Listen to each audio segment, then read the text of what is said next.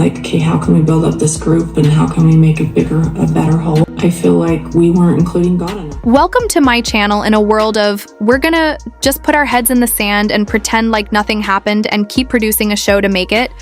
So we look normal and pretend like nothing happened and justify our bad behavior. That's for Kody and Robyn, at least. And we're going to pretend like we had no fault in anything. We're also going to pretend like none of our other children exist. At least Kody's other children. We're also going to pretend like none of the other women exist. We're just going to focus on our family unit. And I understand that when people get divorced and when people move on, they still have their family unit that they have. Right? I get it. But in this case, something happened in March of 2024. Very serious, a very serious thing. Happened, one of their children passed away, Kody Brown.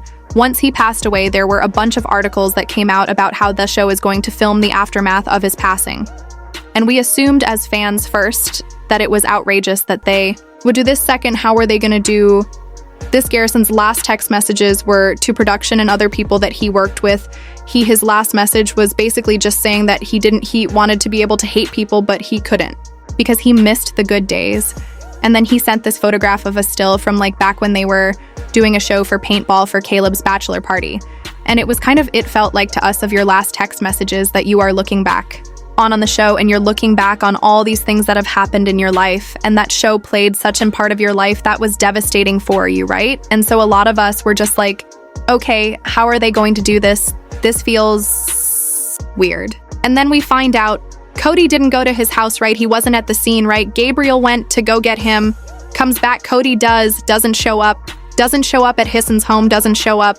Kody doesn't seem to really care, or at least that show. It appears like, how do you not show up for your son, right?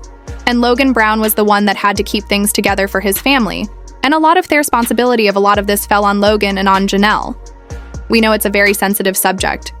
But we also know that in the world of polygamy and ex-polygamy, when someone passes away like this, it's often swept under the rug because of their beliefs about it and also because their shame about it. And in this case, they're public. And for the longest time, I've been trying to push this concept that despite everything in our lives, all of our kids are perfect and we made really good kids and there was no bad outcomes outside of just all of us not getting along. So when we assumed they were going to keep filming, we assumed it would be to highlight that they lost a child as much as we didn't. Like the idea, we at least thought, okay, well, if they talk about it, maybe they can like shine light on it or whatever. And we know that at least a couple episodes coming up could be touching on this, right?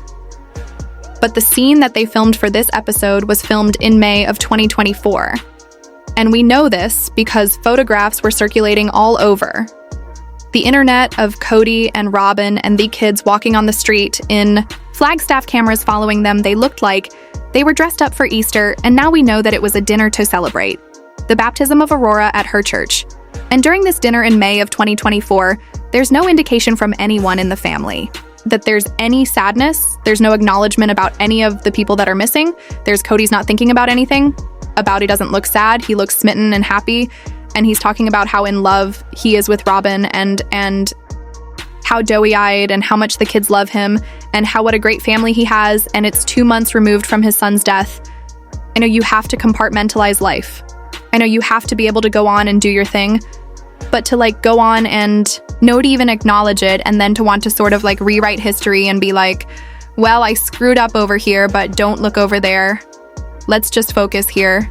And that's how I feel. Kody's entire storyline is like, I feel like Kody and Robyn really don't interact with anyone because they'd have to face the fact that they did stuff to people that were terrible and they hurt children and women. And so if they can just focus on what they have, they don't have to look at the destruction they created. But to have to watch it for the show, it's so uncomfortable. I want to show you a couple scenes, but yeah, maybe your wedding vows. I don't know. I think my wedding will be pretty up there, really. You can be floating as long as I enthusiasm mean. Isn't that sort of, we were raised by you guys? What does that mean? Just the experiences and the advice that you've given? We'd be fools to not marry our soulmate, so she will be floating? You don't. This is supposed to be a dinner celebrating Aurora's baptism into this new church, and Kody somehow turns it into, or somehow it gets turned into Kody and Robyn. Being soulmates, it would probably be pretty exhausting to be in Kody's life and Robyn's life because somehow stuff for them, the kids get sterned. into Kody and Robyn's relationship. And all they have to do is like talk about Kody and Robyn's relationship. And it maybe is this, because they have no friends to talk about their relationship with anymore. I've noticed a lack of friends on this season. I haven't seen Kody, with his friend Brian, or, Nathan showed up to help Mary move. But after that, where's Nathan? Where are Kody's actual friends to, commiserate with about the divorce? Oh, I guess he got together with his brothers earlier this season, but it seems like now they have to rely on having conversations where they're validated in their relationship through their kids. And a lot of it feels like it's being done intentionally as like this smear campaign or to respond to criticism. Okay, so there's a lot of criticism that Kody wasn't a good husband, that Robyn was manipulative, and the two of them just destroyed the whole world, and they caused all of these painful things to happen to the other women. Making them feel like they're not beautiful enough, making the kids feel like they're not adequate enough, like they don't matter, with the way that he disparaged the kids that were the other wives' children, to see how differently he treats the kids that are with Robyn. It's a stark contrast to me of how differently he puts those kids upon this pedestal. And the only thing that I can think of is to go back to, I think this is why, in a way, the producers brought up in this episode that everyone has to look good for Kody, because in this episode, they're all dressed up looking pretty. The girls all have makeup on. Robyn has makeup on Robyn. I've noticed over the years, she plays with her hair. She's always fixing her hair. She's always focused on you. No, not having her mascara run and looking good. And now we know all of that comes from Kody wanting his wives to look good. As good as Robyn can look. Right, you guys, beta ching, but everything is about trying to fix the narrative so that Kody can look like the good dad and not look like the scum of the earth. So it's all of this feels like damage control, and it feels weird. And I guess I like the subtle digs the editing is doing to try to contrast. Her and I are not seeing eye to eye, and I would blame it all on her, but I realize that I'm not loyal to her either. I really don't care. That Kody and Robyn are, there's a part here where they talk about soulmates and they somehow turn Robyn into a victim. It's insanity. Well, you said it once to me, and I thought I said it once, and then I realized how wrong it was. Really, Kody me soulmatey. Love him. There's backlash for that in so many ways. Like, I had never been married in a plural family before. I realized that it really wasn't a fair thing to say, because Kody has other wives. Okay? So what I love about this is that they're pretending, like, she only said it one time. They're pretending like Kody never called Robyn her soulmate, and he did. Robyn was on a tell-all a couple years ago and said that Kody wants to have a soulmate relationship with each of his wives. The soulmate topic has been a huge conversation for seasons and seasons and seasons.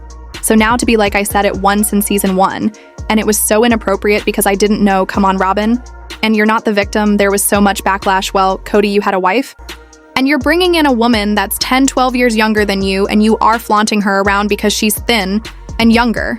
And you think she's beautiful.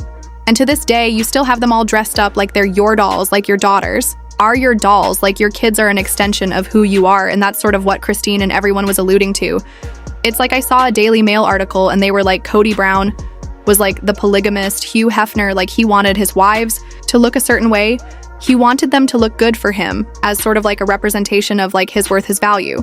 And what I love about the editing now is that right after they try to play the victim, they immediately cut to Janelle and Christine, who completely dismantle this lie. I was surprised when Robyn and Kody started using the term soulmate, because Robyn grew up in a plural family. She knows how devastating it is to like act like my soulmate, like somehow like we have a better bond or a different bond than the rest of the family. But now if you have a soulmate in a polygamist family, that is not going to go over well. And I think they worked really hard to hide how special their relationship was. They didn't, by the way. But I think they tried to. It's pretty obvious that Janelle is so over Kody and Robyn and their delusional lies, because she says, Robyn grew up in a polygamous family. She knows that you don't say those kinds of things. And it's true, Robyn's mom, her mom with her dad, her biological father was a second of first wife. Then Robyn had her dad, her stepdad, and then her mom became the second wife.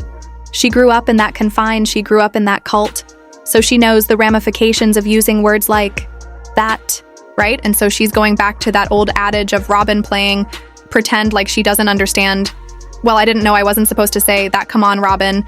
So Janelle reminding everyone that Robyn's playing dumb and trying to be like the damsel. and the innocent one involved. And then Christine's all, yeah, if that's gonna happen in our religious family, it's not gonna go over well. And, they tried to hide it. And then I think, there's something about the way that they for so many years tried to cover for people, right? So they would lie like, oh, they tried to hide it. And then she like catches herself and she goes, but they didn't hide it. So they're still like working through that kind of programming of a need to protect Kody and Robyn with a cloak of charity, but then reminding them that no, I don't anymore. So they didn't actually hide it. It wasn't just own time. And it was obvious to all of us, these editors, this season, it is so subtle, but it is so amazing. And when, they first start the episode with Christine talking about how Kody wants the wives to look perfect. Cutto Kody with his family needing to look perfect, and pretty cut, to Kody trying to pretend like he's dad of the year. And then Christine's all talking about how Robyn got all of the nice things this further. Shows that Robyn gets all of the nice things. And then Kody and Robyn trying to talk about their perfect love relationship. It's, the editing this season, it's beautiful. And I wondered if the divorces now, I don't really wonder this, but it goes through your mind once, hey, did these divorces devalue me to her? And left, do you still want me the same way, they took as they left? They stole some of my confidence, and I'm vulnerable and I'm a fool, so she can take me for all I have this. Part off the episode, I think, unless you're in the world of polygamy. Maybe you miss it. But he says that when the women left, he worried that he didn't have the value anymore to her. And it's because the value of Kody is that he had 3 wives. And Robyn could be a god or goddess, a goddess with him in heaven. And they would have their celestial kingdom, and now the kingdom is crushed. And he's not really saying that, right? He's not saying, well, am I still valuable to you? And then there's also this aspect of he has stated, and essentially he has alluded to the fact that Robyn was after his money. And because on a podcast in 2023, he basically said that every woman sees the husband of their friend and wants to marry that husband because they want that good man. And now he believed Robyn wanted him because he had these other women, and also the value here, obviously the money. So she wanted him for the stature of being in polygamy. She wanted him for the money. That's what he views her as, so he's saying it made promises to her that this is what. And it makes sense that they don't, just because they've watched some really crazy crap go down. And just because this is what I chose for myself doesn't mean that that's... We were gonna have, and my value to her was this. That's how he views the women. I offered her this, and he's saying, and now that it's just me and her, she could take me for all I have. So any woman he looks at as someone that's after his money. So he's so in love with her that now he wonders if she even wants him for him and not his money and the women. And he's starting to realize, I basically threw my life away for a freaking gold digger. But then also at the same time pretending like he and Robyn are soulmates. And then later in the episode, Robyn talks about how she doesn't see that he's lost his value, but that he mistreated her and acted like a butthole. Kody got into his head that my issues with him were because he didn't have other wives. Yes, I want to live plural marriage, but the splits didn't make him less valuable to me. That's not how I feel at all. What I struggled with was how he was treating me and how he was acting. He was hard, And I had to sit there and explain this to him, that you were a moody butthole. So again, Kody lacks the ability to take accountability for his own behavior, right? So if this is true, and Robyn lies about everything, but if Kody is being a jerk and mistreating everyone, which he probably does, I can't. Imagine he's great to be around instead of saying, I've been a jerk and totally awful. He blames the ex-wives for taking his confidence, thus making him less valuable and less important and less prestigious. And that's the only reason why Ryan Robyn might not like him, not because he was a jerk and maybe mistreating her. You know what I mean? Either way, his pattern of not taking responsibility continues, whether he's with Robyn or anyone else. And I don't like Robyn, but I would imagine Kody's not nice to deal with, but I also would admit that Robyn would probably be a nightmare to deal with too, but the shade going back and forth between these two who are seemingly pretending like they're soulmates. And so in love, the tension here is obvious, because then at one point they talk about Aurora Orana bringing home a guy and introducing him to the family to get the approval from the parents or whatever, And he's an easy guy to win over because he's so nice and he's so amiable and he's just a great happy guy, right? And that he's like, but with Robyn, it might be different. She's the one that's going to be harder to win over. Okay, so in the same episode where he says he loves his wife and he's a fool, and he's just so enamored with her and she's just so perfect. He calls her a gold-digging woman that's only after him for his clout and status, and that she's controlling and will make it hard for any guy that enters the family. Make it make sense, and there's no rush to get married. But there's no doubt in my mind that when they start to date, start to fall in love, that they'll be sharing plenty of that experience with. As I'm a friendly guy, it's easy to pass my muster, but Robyn's going to probably put some handsome devils to the paces and challenge them in their relationship with our daughters. Kody said with a smile on his face that Robyn interferes in relationships with her kids and that she will make it difficult for any guy that comes into the family and put them to the test. And not only to the test, but challenge them, as well as he says. He's really nice with this implication, that she's not. Doesn't this kind of confirm what his children all said, that she interfered in his relationships with the kids? Just like she interferes in her kids' lives with their partners, by the way. Her daughters are in their 20s.